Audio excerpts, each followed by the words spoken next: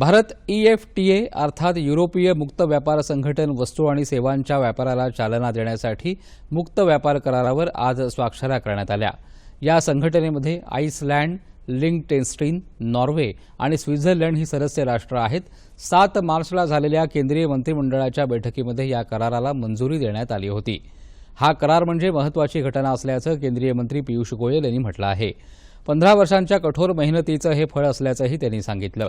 भारत आणि स्वित्झर्लंड 75 वर्षांची मैत्री साजरी करत असताना हा करार होणं हा महत्त्वाचा टप्पा असल्याचं ते म्हणाले। दरम्यान हा करार म्हणजे भारत आणि युरोपीय मुक्त व्यापार संघटना यांच्यातील द्विपक्षीय संबंधात मैलाचा दगड ठरेल असं पंतप्रधान नरेंद्र मोदी यांनी म्हटलं आहे। हा करार भारत आणि EFTA यांच्यामधील संबंध अधिक मजबूत करणारा असून यामुळे सर्व संबंधितांचा फायदाच होणार असल्याचं पंतप्रधान नरेंद्र मोदी यांनी म्हटलं आहे। या करारामुळे व्यापार आणि गुंतवणुकीच्या मोठ्या संधी उपलब्ध झाल्याचंही त्यांनी सांगितलं। हा करार म्हणजे खुल्या आणि न्याय्य व्यापाराचं प्रतीक असल्याचं पंतप्रधानांनी म्हटलं आहे।